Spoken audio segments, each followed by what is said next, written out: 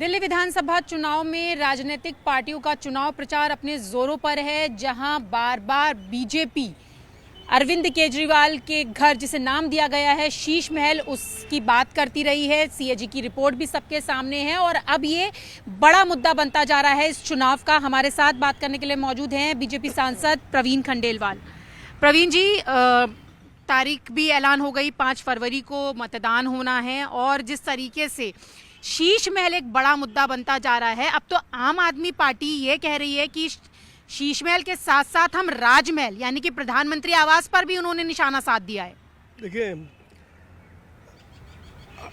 हमें कहीं ना कहीं आम आदमी पार्टी और अरविंद केजरीवाल की इस कुचक्र को समझना होगा। दिल्ली में लोग त्राही त्राही कर रहे थे और अरविंद केजरीवाल अपना शीश महल बना रहे थे। अब जब जनता के सामने शीश महल का वो काला चेहरा सामने आ चुका है, जिसमें ये समझ में आया कि महंगी टॉयलेट सीट, महंगे पर्दे, एक आम आदमी की बात करने वाला व्यक्ति खास से भी खास लोगों की तरीके से रहता है और जीवन की सारी सुविधाएं जुटाता है, तो उससे अरविंद केजरीवाल और आम आदमी पार्टी ये समझ गए हैं कि अब उनका चेहरा बेनकाब हो गया है। जिस आम आदमी की वो बात करते थे, वो आम आदमी खास आदमी के पीछे खो गया है। तो इसलिए मुद्दे से ध्यान भटकाने के लिए वो अब प्रधानमंत्री निवास की बात कर रहे हैं। प्रधानमंत्री निवास सार्वजनिक है और देश दुनिया जानती है कि प्रधानमंत्री निवास कहाँ तक है। वो बिल्कुल सब कुछ खुला हुआ है, जो लोग भी वहाँ जाते हैं। और ये कोई नरेंद्र मोदी जी का प्रधानमंत्री निवास नहीं है, ये देश के प्रधानमंत्री का आधिकारिक प्रधानमंत्री निवास है। लेकिन सर, ये बात तो वो भी कह रहे हैं कि सरकारी आवास है। जब सीएम का जो घर है वहाँ बन रहा था, वहीं प्रधानमंत्री के घर पर भी काम चल रहा था। हम तो देखना चाहते कि वहाँ पे क्या क्या है। देखिए ना आकर के, देखिए सवाल ये है कि जिस आम आदमी और शुचिता की राजनीति का दावा करके आप आए थे और आपने कांग्रेस के खिलाफ एक बड़ा माहौल खड़ा किया था, आज आप उसी कांग्रेस के सहयोगी बन गए हैं। और आपने अपने मुख्यमंत्री के रहने के लिए जो आवास बनाया, वो साधारण आवास भी हो सकता था। भारत सरकार के जितने मंत्री हैं बस सब साधारण आवास में रहते हैं, तो आपने उसको खास क्यों बना दिया? अब क्योंकि आपका खास आवास पूरे देश और दुनिया की नज़रें आपके आवास पर लग गई, क्योंकि आपने वहाँ पर वो सारी सुख सुविधाएं जोड़ी जो आम आदमी कभी भी उसके मुकद्दर में भी नहीं है। तो इसलिए वो इस मुद्दे से घबरा गए हैं, दिल्ली की राजनीति से वो बाहर हो रहे हैं और इसलिए वो लोगों का ध्यान भटकाने के लिए ये सारी बातें करते हैं। जहाँ तक प्रधानमंत्री निवास का ताल्लुक है, तो प्रधानमंत्री निवास तो सबके लिए ओपन है और आज का निवास नहीं है। मोदी जी से पहले वहाँ और भी प्रधानमंत्री रहे हैं, तो लिहाजा उनके नैरेटिव में कोई दम नहीं है।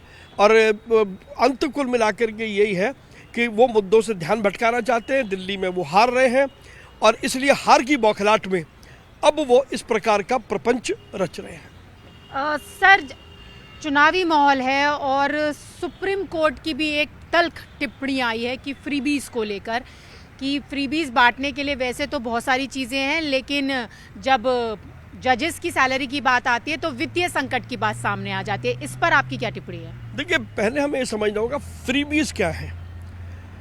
भारत एक वेलफेयर स्टेट है और सरकार किसी की भी हो, जो व्यक्ति जिसको सुविधाएं उपलब्ध नहीं है उसको सुविधाएं मुहैया कराना सरकार का काम है, लेकिन फिर उसके लिए एक प्रक्रिया है।